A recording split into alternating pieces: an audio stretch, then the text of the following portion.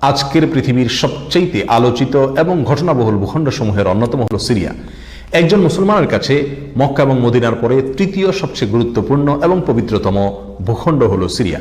কারণ রাসূল করিম সাল্লাল্লাহু আলাইহি ওয়াসাল্লামের বহু তাৎপর্যপূর্ণ ভবিষ্যৎবাণী রয়েছে সিরিয়াকে কেন্দ্র করে। আজকের সিরিয়ার প্রাচীন এবং ঐতিহাসিক নাম ছিল শাম। এই শামকে কেন্দ্র করে যতগুলো বর্ণনা হাদিসের কিতাবসমূহে পাওয়া যায়, সেই শামের সীমানা অবশ্য আজকের সিরিয়া থেকে বেশ খানিকটা বিস্তৃত এবং বড় ছিল। সিরিয়া, জর্ডান, ফিলিস্তিন এবং লেবানন এই দেশগুলো মিলে ছিল তখনকার শাম। অবশ্য তখনকার শামের সবচেয়ে প্রধান এবং বড় অংশ যেহেতু আজকের সিরিয়ায়, সেজন্য সিরিয়াকেই সাধারণত শাম বলা হয়। শাম বা সিরিয়ার প্রধান এবং অন্যতম বৈশিষ্ট্য হলো যুগে যুগে আল্লাহ সুবহানাহু ওয়া তাআলার পক্ষ থেকে বিভিন্ন নবী রাসূল যে সারা পৃথিবীতে এসেছেন, তাদের সবচেয়ে বড় অংশ এবং সবচেয়ে বেশি সংখ্যক নবী রাসূল এসেছেন এই শাম বা সিরিয়া। শাম বা সিরিয়া এটাই কিয়ামতের ময়দান হবে। কিয়ামতের দিন লোকেরা এখানেই সমবেত হতে থাকবে। এর বাইরেও শাম বা সিরিয়া প্রসঙ্গে রাসূল করিম সাল্লাল্লাহু আলাইহি ওয়াসাল্লামের আরো অনেক গুরুত্বপূর্ণ মন্তব্য এবং বক্তব্য রয়েছে। সামান্য কয়েকটি বক্তব্য আজ আপনাদের সম্মুখে আমরা পেশ করতে চাই। তার মধ্যে এক নম্বর হলো সহিহ বুখারীতে বর্ণিত হয়েছে, নবী আলাইহিস সালাম বলেছেন, লা তাযালু তায়ফাতুম মিন উম্মতি মানসুরিন লা ইয়াদুররুহুম মান খাযালাহুম হাত্তা তাকুমাস সাআ। অর্থাৎ আমার উম্মতের মধ্যে একটা বিশেষ শ্রেণী, বিশেষ কিছু লোক থাকবে, একটা দল থাকবে যারা সত্যের পক্ষে লড়াই করতে থাকবে, আল্লাহর সাহায্য তাদের সঙ্গে থাকবে এবং তারা এই সত্যের পক্ষের লড়াইকে অব্যাহত রাখবে কিয়ামত কায়েম হওয়া পর্যন্ত। তাদেরকে যারা পর্যদস্ত করতে চায়, অপমান করতে চায়, ক্ষতি করতে চায়, তাদের কেউই তাদের কোনো ক্ষতি করতে পারবে না।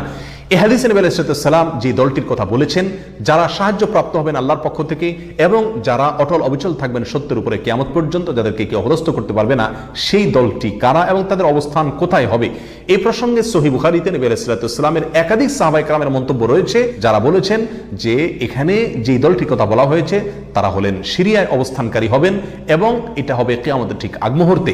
তাবরানীর এক বর্ণনা, নবী আলাইহিস সালাম নিজেও বলেছেন আল্লাহ সাহায্যপ্রাপ্ত সেই দলটি থাকবে সিরিয়ায় বা শামে। সিরিয়া প্রসঙ্গে দ্বিতীয় হাদিসটি বর্ণিত হয়েছে সহিহ বুখারীতে। বিখ্যাত সাহাবী আব্দুল্লাহ ইবনে ওমর রাদিয়াল্লাহু তাআলা আনহু বলেছেন, রাসূল করিম সাল্লাল্লাহু আলাইহি ওয়াসাল্লাম ইরশাদ করেছেন, আল্লাহুম্মা বারিক লানা ফি শামিনা ওয়াফি ইয়ামানিনা, অর্থাৎ আল্লাহ আমাদের সিরিয়ায়, আমাদের ইয়ামানে আপনি বরকত দান করুন। এই কথা বলার পরে উপস্থিত লোকেরা বলল, ইয়া রাসূলুল্লাহ ওয়াফি নাজদিনা, আমাদের নজদেও আল্লাহ বরকত দান করুন, সেই দোয়া করুন আপনি। নবী আলাইহিস সালাম তাদের কথায় কর্ণপাত না করে আবারও বললেন, আল্লাহুম্মা বারিক লানা ফি শামিনা ওয়াফি ইয়ামানিনা। লোকেরা আবারও বললেন ওয়াফি নাজদিনা, আমাদের নজদেও। নবী আলাইহিস সালাম তখনও একই কথার পুনরাবৃত্তি করলেন এবং পরিশেষে বললেন, নাজদ সেই জায়গায় তো ফিতনা ফাসাদ হবে, সেখানে তো হত্যা, মারামারি, খুনাখুনি হবে, সেখানে তো ভূমিকম্প দেখা দিবে এবং সেখান থেকে তো শয়তানের শিং উত্থিত হবে, সেখান থেকে তো শয়তানের শিংয়ের আবির্ভাব ঘটবে, বের হবে। এখানে নাজদ বলতে কোন এলাকাকে বোঝানো হয়েছে, এই প্রসঙ্গে মুহাদ্দিসিনে কেরামের বেশিরভাগের মন্তব্য হলো নাজদ বলতে ইরাককে বোঝানো হয়েছে। নাজদ বলা হয় উঁচু অঞ্চলকে, আরবের বিভিন্ন অঞ্চলকে নাজদ বলা হয়। হেজাজ এটাকেও নাজদ বলা হয়, যেটা সৌদি আরবের ভিতরে, আর ইরাককেও নাজদ বলা হয়। সহিহ বুখারীর বিশ্ববিখ্যাত ব্যাখ্যাতা আল্লামা কিরমানী রাহিমাহুল্লাহ এবং আল্লামা খাত্তাবী রাহিমাহুল্লাহ এবং আল্লামা ইবনে আব্দুল বার রাহিমাহুল্লাহ সহ অনেক বড় বড় মুহাদ্দিসিনে কেরাম এবং হাদিসবিদগণ মন্তব্য করেছেন যে হাদিসের শেষ অংশে নবী আলাইহিস সালাম যে নাজদ প্রসঙ্গে মন্তব্য করেছেন, সেখানে নাজদ বলতে ইরাককে বোঝানো হয়েছে। হাদিসের সবচেয়ে বড় সমাহার কানজুল উম্মালে আবু নাঈমে বর্ণিত নবী আলাইহিস সালামের এক হাদিসে পরিষ্কারভাবে নবী আলাইহিস সালাম নিজেই বলে দিয়েছেন এখানে নাজদ বলতে ইরাককে বোঝানো হয়েছে। যাই হোক, এই হাদিস থেকে আমরা বুঝতে পারলাম বরকত নবী আলাইহিস সালাম চেয়েছেন আল্লাহর কাছ থেকে এই শাম বা সিরিয়ার জন্য। তাহলে এই শাম বা সিরিয়া এটা গুরুত্বপূর্ণ একটি জায়গা এবং নবী আলাইহিস সালামের কাছে খুবই প্রিয়, আল্লাহর কাছে খুবই তাৎপর্যপূর্ণ একটি ভূখণ্ড। তৃতীয়ত যে হাদিসটি আমরা এই প্রসঙ্গে পেশ করতে চাই, সেটি বর্ণিত হয়েছে সুনানে আবু দাউদে এবং মুসনাদে আহমদে। নবী আলাইহিস সালাম থেকে বর্ণনা করেছেন আব্দুল্লাহ ইবনে হাওয়ালা রাদিয়াল্লাহু তাআলা আনহু, তিনি বলেন যে রাসূল করিম সাল্লাল্লাহু আলাইহি ওয়াসাল্লাম আমাকে বলেছেন, দেখো যখন তুমি দেখবে যে খেলাফত পবিত্র ভূমিতে অবতরণ করেছে, নেমেছে, এসেছে, প্রতিষ্ঠিত হয়েছে, তখন তুমি ধরে নিবে যে কিয়ামত খুবই সন্নিকটে এসে গেছে। এই হাদিসে নবী আলাইহিস সালাম পবিত্র ভূমিতে যে খেলাফত অবতরণ করলে কিয়ামত নিকটবর্তী এটা বোঝা যাবে বলেছেন। এখানে পবিত্র ভূমি বলতে তিনি কি বুঝিয়েছেন, এই ব্যাখ্যা প্রসঙ্গে প্রায় সকল মুহাদ্দিসিনে কেরামের অভিমত হলো নবী আলাইহিস সালাম এখানে সিরিয়াকে বুঝিয়েছেন। আগে এবং পরের আলোচনাকে পর্যালোচনা করলে সেটাই পরিষ্কার হয়ে যায়। সিরিয়া প্রসঙ্গে চতুর্থ যে হাদিসটি আমরা পেশ করতে চাই, সেটি সুনান তিরমিজিতে বর্ণিত হয়েছে। সেই হাদিস থেকে বোঝা যায় নবী আলাইহিস সালাম সিরিয়াকে গোটা মুসলিম বিশ্বের জন্য হৃৎপিণ্ড হিসেবে অভিহিত করেছেন, মন্তব্য করেছেন।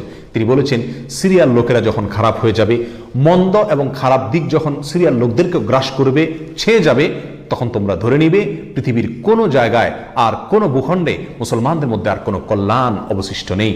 অর্থাৎ হৃৎপিণ্ডের মতো সিরিয়ার মানুষের মধ্যে যখন পচন ধরবে, তখন গোটা দেহে, গোটা মুসলিম বিশ্বের মধ্যেই পচন তার আগেই ধরে গেছে, এটা পরিষ্কারভাবে বোঝা যাবে। এই হাদিস থেকেও সিরিয়া অত্যন্ত গুরুত্বপূর্ণ ভূখণ্ড, সেটা পরিষ্কারভাবে আমরা বুঝতে পারি। সিরিয়া প্রসঙ্গে 5 নম্বর হাদিসটি বর্ণনা করেছেন আবু হুরায়রা রাদিয়াল্লাহু তাআলা আনহু, আর এটি বর্ণিত হয়েছে সুনান ইবনে মাজাহ। নবী আলাইহিস সালাম বলেছেন, একটা সময় আসবে যখন গোটা বিশ্বে বড় বড় যুদ্ধ বিগ্রহ সংগঠিত হবে।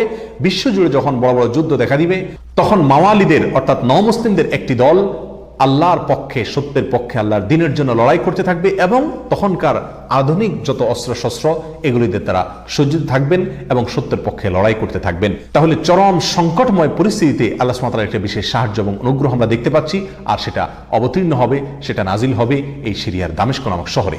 নাম্বার 6, সিরিয়া প্রসঙ্গে নবী আলাইহিস সালামের আরেকটি তাৎপর্যপূর্ণ ভবিষ্যদ্বাণী রয়েছে, যেটি বর্ণিত হয়েছে সহিহ মুসলিমে। বর্ণনা করেছেন সাহাবী নওয়াস ইবনে সুমাআন রাদিয়াল্লাহু তাআলা আনহু। তিনি বলেছেন, নবী আলাইহিস সালাম একবার দাজ্জাল প্রসঙ্গে দীর্ঘ এবং বিশদ আলোচনা করলেন। একটা পর্যায়ে এসে তিনি বললেন, কিয়ামতের পূর্বে আল্লাহর নবী ঈসা আলাইহিস সালাম যে আসমান থেকে অবতরণ করবেন পৃথিবীতে, তিনি অবতরণ করবেন মূলত সিরিয়ার দামেস্ক নামক শহরের, বর্তমান যে রাজধানী সেই দামেস্ক শহরের পূর্ব অঞ্চলের একটি উঁচু এবং সাদা মিনারায় তিনি অবতরণ করে দুনিয়াতে আসবেন। এসে সারা পৃথিবী জুড়ে তাণ্ডব চালানো দাজ্জালের বিরুদ্ধে তিনি লড়াই করবেন এবং সিরিয়ার এই লুদ নামক জায়গায় তিনি দাজ্জালকে হত্যা করবেন। একজন মুসলমানের কাছে যে সিরিয়ার ভূখণ্ডটি অত্যন্ত তাৎপর্যপূর্ণ তা পরিষ্কারভাবে হাদিসের মাধ্যমে ফুটে ওঠে। নাম্বার 7, তিরমিজি বর্ণিত এক হাদিসে আসছেন, নবী আলাইহিস সালাম ইরশাদ করেছেন, কিয়ামতের পূর্বে ইয়েমেনের হাজরামাউত নামক শহরে সেখানে আগ্নোৎপাত দেখা দিবে, আগ্নেয়গিরি দেখা দিবে এবং সে আগুন মানুষকে ধাওয়া করতে থাকবে। সেই পরিস্থিতি আসলে কিয়ামতের ঠিক পূর্ব মুহূর্তে আমরা কি করব, এই প্রসঙ্গে সাহাবায়ে কেরাম নবী আলাইহিস সালামের কাছে দিক নির্দেশনা চাইলে তিনি বললেন, আলাইকুম বিশাম, তোমরা শাম বা সিরিয়ায় গিয়ে আশ্রয় নিবে। অন্য এক হাদিসে আসছেন, নবী আলাইহিস সালাম বলেছেন, একটা সময় আসবে যখন 3টা জায়গায় একসঙ্গে যুদ্ধ চলবে, সিরিয়ায় এবং ইয়েমেনে এবং ইরাকে। একজন সাহাবী প্রশ্ন করলেন, ইয়া রাসূলুল্লাহ, আমাকে ওই সময় আপনি কোন পক্ষের হয়ে লড়াই করার জন্য নির্দেশ করবেন? নবী আলাইহিস সালাম বলেছেন, তুমি শামের হয়ে অর্থাৎ সিরিয়ার হয়ে তুমি লড়াই করবে, আর যদি সিরিয়া হয়ে লড়াই করার সামর্থ্য তোমার না থাকে তাহলে ইয়েমেনের পক্ষ তুমি অবলম্বন করবে। এই হাদিস একেবারে পরিষ্কারভাবে সিরিয়ার গুরুত্ব এবং তাৎপর্য আমাদের কাছে ফুটিয়ে তুলছে। নাম্বার 8, মুসনাদ আহমদ সহ বহু হাদিসের কিতাবে বর্ণিত হয়েছে, কিয়ামতের পূর্বে যে আগ্নেয়গিরি দেখা যাবে, যে আগ্নোৎপাত দেখা দিবে, সে আগুন মানুষকে ধাওয়া করতে থাকবে এবং সারা পৃথিবীর মানুষকে ধাওয়া করতে করতে করতে একটা জায়গায় একত্রিত করবে, আর সেটি হলো সিরিয়া। নবী আলাইহিস সালামের ভাষায় আরদুল মাহশারি ওয়াল মানশার, অর্থাৎ সিরিয়াই হবে কিয়ামতের ময়দান। কিয়ামতের সময় সারা পৃথিবী থেকে মানুষ সমবেত হয়ে এই সিরিয়াতেই একত্রিত হতে থাকবে। নাম্বার 9, নবী আলাইহিস সালাম আরেক হাদিসে বলেছেন, মালায়েকাতুল্লাহি বাসিতু আজনিহাতাহুম আলা শাম, আল্লাহর ফেরেশতাগণ সিরিয়ার উপরে তাদের ডানাকে ছেয়ে আছেন অথবা ছেয়ে থাকবেন।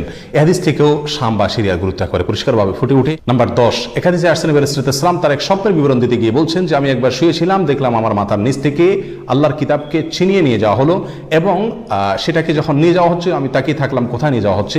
দেখলাম যে একটা আলোক রশ্মি চলে যাচ্ছে এবং যেতে যেতে সিরিয়ার ভূমি পর্যন্ত সেটা চলে গেল এবং সেখানে গিয়ে অবতরণ করলো। এরপর নবী আলাইহিস সালাম বললেন, আলা ইন্নাল ঈমানা ইযা ওয়াকাআতিল ফিতানু বিশাম, অর্থাৎ যখন সারা পৃথিবীতে ফিতনা ফাসাদ ছেয়ে যাবে তখন ঈমানের ঠিকানা হবে সিরিয়ায়, আর ঈমানদারদের আশ্রয়স্থল হবে, শেষ ভরসা হবে সিরিয়া। সম্মানিত ভাই বন্ধুগণ, এই হাদিসগুলো থেকে পরিষ্কারভাবে ফুটে উঠলো যে মক্কা মদিনার চাইতেও ঘটনা বহুল হবে কিয়ামতের পূর্ব মুহূর্তে শাম বা সিরিয়া নামক ভূখণ্ড।